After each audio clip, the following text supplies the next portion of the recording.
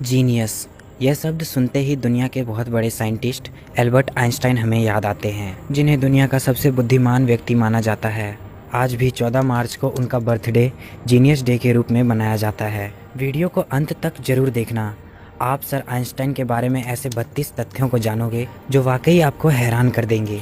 Number 32, जिस साल great scientist Galileo Galilei की डेथ हुई थी, उसी साल आइजैक न्यूटन सर का जन्म हुआ था। और जिस साल ग्रेट साइंटिस्ट जेम्स मैक्सवेल की डेथ हुई थी, उसी साल ग्रेट साइंटिस्ट एल्बर्ट आइंस्टाइन का जन्म हुआ था। नंबर 31, आइंस्टाइन की ये फ़ोटोग्राफ देख रहे हैं आप। कुछ समय पहले इस फ़ोटोग्राफ को नीलाम किया गया। यह 80 लाख रुपए में बिकी। इस मशहूर तस्वीर पर इस महान साइंटिस्ट के सिग्नेचर भी हैं।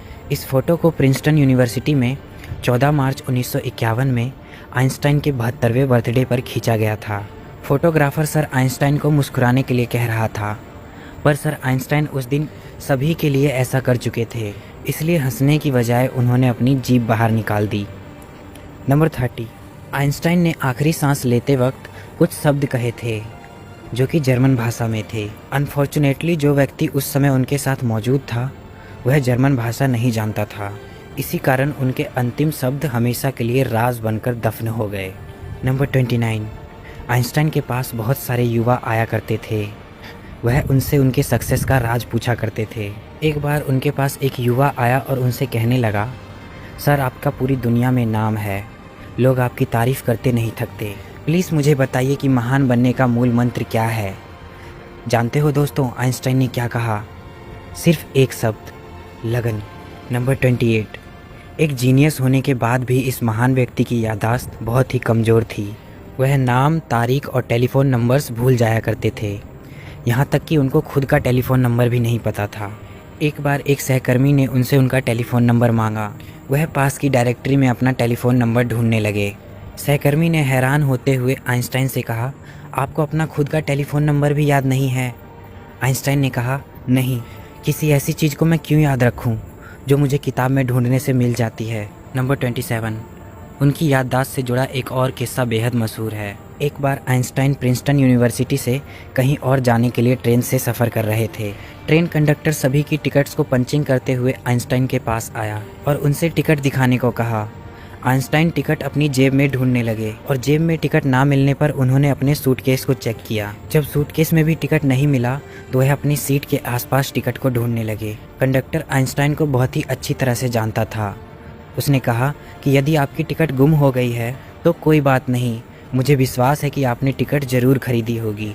और यह कहकर वह दूसरे पैसेंजर्स की टिकट चेक करने लगा। लेकिन जब उसने देखा कि आइंस्टाइन अभी भी टिकट को अपने आसपास ढूंढ रहे हैं, तब वह फिर से आइंस्टाइन के पास आया और उनसे कहा कि आप टिकट के लिए परेशान ना हो, उनसे टिकट नहीं मांगा जाएगा। कंडक्टर की बात सुनकर आइंस्टाइन ने कहा, वह सब तो ठीक है, लेकिन बिना टिकट के मुझे पता कैसे चलेगा कि मैं जा कहाँ रहा हूँ।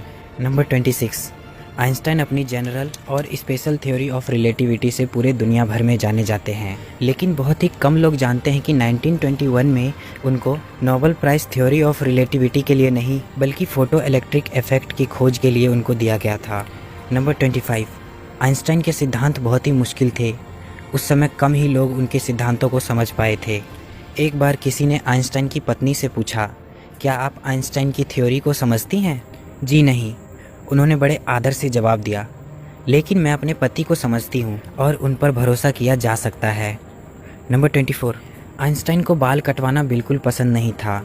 उनके बाल हमेशा बिना कंघी किए होते थे। आज आइंस्टाइन का बिना कंघी किए हुए वाला हेयर स्टाइल जीनियस के हेयर स्टाइल के रूप में देखा जाता है। नंबर 23, इतने इंटेलिजेंट होने के बावजूद भी उन्हें कार चलाना नहीं आता था। उनको समुद्री यात्रा बेहद पसंद था, पर उनको तैरना नहीं आता था। नंबर 22, सर आइंस्टाइन को जुराबें पहनना बिल्कुल पसंद नहीं था। वह अपने बचपन की बातें बताते हुए बोले कि मेरे पैर की उंगलियां इतनी बड़ी थी कि मेरी जुराबें हमेशा फट जाया करती थी। मैं इस बात से इतना परेशान रहता था कि मैंने जुराबें ही पहनना छोड़ दिया था। सर आइंस्टाइन को किसी के भी सामने बहुत अच्छा ड्रेसअप पहनना पसंद नहीं था, फिर चाहे वह परिचित के बीच में हो या अपरिचित के, उन्हें कोई फ़र्क नहीं पड़ता था। नंबर 21, बचपन में आइंस्टाइन को मंदबुद्धि लड़का माना जाता था। उनके टीचर ने यह तक कह दिया था कि यह लड़का भविष्य में कुछ नहीं कर पाएगा, और वही लड़का दुनिया का सबसे महान साइंटिस्ट बना। नंबर 20, जैसा कि मैंने बताया कि आइंस्टाइन को मंदबुद्धि लड़का माना जाता था। एक बार उसके मैथ्स के प्रोफेसर ने उसको लेजी डॉग कह दिया था। वह पढ़ाई में बिल्कुल अच्छे नहीं थे, लेकिन मैथ्स उनका सबसे फेवरेट सब्जेक्ट हुआ करता था। नंबर 19, जब वह पैदा हुए थे तो बाकी बच्चों के सर के मुकाबले उनका सर काफ़ी बड़ा था। डॉक्टर ने उन्हें मानसिक तौर पर विकलांग कह दिया था। 7 साल का होने से पहले उन्होंने पढ़ना बिल्कुल शुरू नहीं किया था। वह हमेशा लड़ते हुए स्कूल जाया करते थे। नंबर 18, 4 साल से पहले वह कुछ बोल भी नहीं पाते थे। एक बार वह अपने पेरेंट्स के साथ खाना खाते हुए पहली बार बोले, सूप कितना गर्म है। यह सुनने के बाद उनके पेरेंट्स की हैरानी का ठिकाना ना रहा। नंबर 17, आइंस्टाइन को साइंस में इंटरेस्ट तब आया जब वह 5 साल के थे और उनके पिता ने उनको एक कंपास ला कर दिया।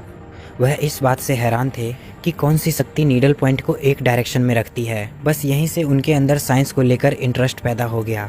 नंबर 16, अमेरिका के बहुत ही प्रसिद्ध विश्वविख्यात टाइम्स मैगजीन ने 1999 में एल्बर्ट आइंस्टाइन को पर्सन ऑफ द सेंचुरी यानी 20वीं सदी का सबसे महान व्यक्ति करार दिया था।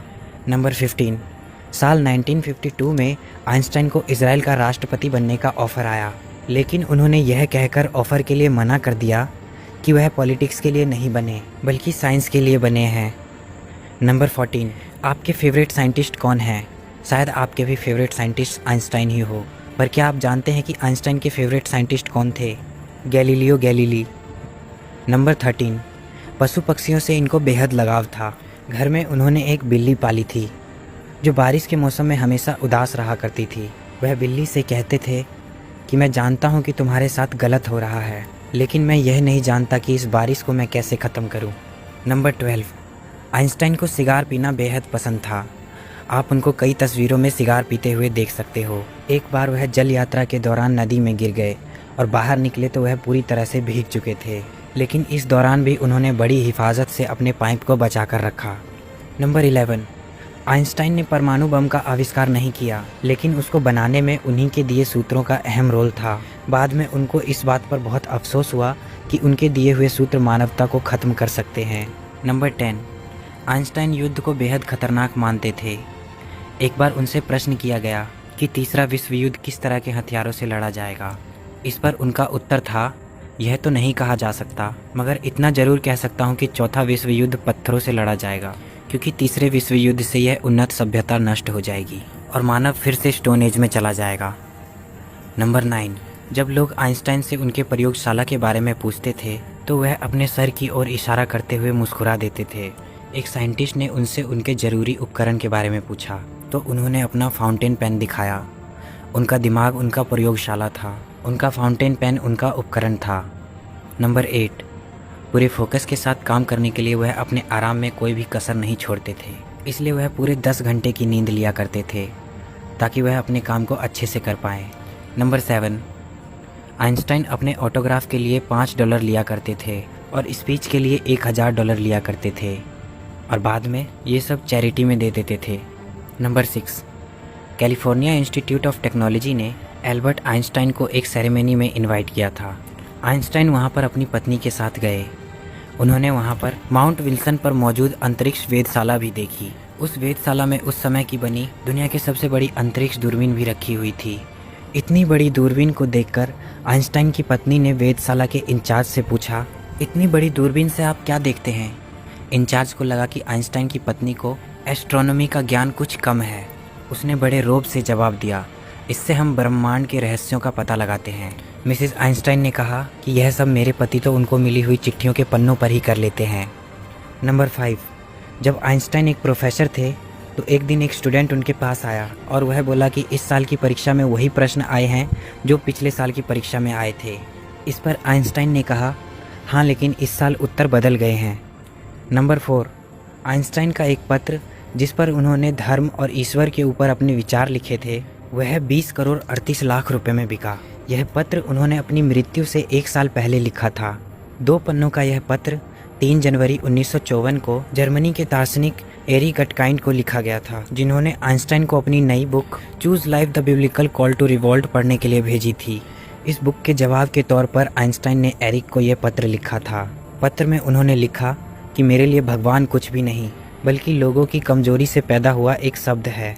बाइबल आदरणीय तो है लेकिन प्राचीन कहानियों का संग्रह मात्र है। वह आगे लिखते हैं, किसी तरह की भी व्याख्या कितनी भी रहस्यमय क्यों ना हो, इस बारे में उनके विचारों को नहीं बदल सकती। नंबर 3, आइंस्टाइन की मृत्यु के बाद डॉक्टर थॉमस हार्वे ने आइंस्टाइन की फैमिली की इजाज़त लिए बिना ही उनके ब्रेन को निकाल लिया था। इस हरकत के लिए डॉक्टर हार्वे को नौकरी से निकाल दिया गया था, लेकिन उन्होंने कहा कि ऐसा उन्होंने केवल रिसर्च के लिए किया है और वो वादा करते हैं कि आइंस्टाइन के दिमाग पर वह रिसर्च करेंगे। उनके दिमाग को 20 साल के लिए एक जार में रखा गया और उस पर रिसर्च की गई। रिसर्च में पाया गया कि उनके दिमाग में आम इंसान से ज़्यादा सेल्स थे। यही वजह थी कि उनका दिमाग बहुत असाधारण सोचता था। नंबर 2, आइंस्टाइन चाहते तो अभी और भी जी सकते थे। अपने आखिरी समय में जब वह बीमार हुए तो डॉक्टरों ने उनका ऑपरेशन करना चाहा, तो आइंस्टाइन ने उनको मना कर दिया। उन्होंने कहा कि अब ज़िंदगी को मशीनों के सहारे चलाना बेकार है। मैं अपनी ज़िंदगी जी चुका हूँ। आर्टिफिशियल तरीके से ज़िंदगी जीने में कोई मज़ा नहीं है।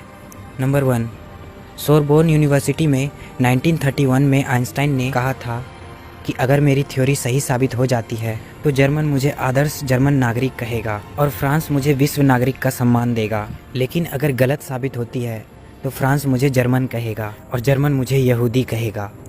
इस वीडियो के लिए इतना ही। इस महान साइंटिस्ट की बातें अगर आपको पसंद आई हो तो वीडियो को लाइक करके ज़रूर बताना।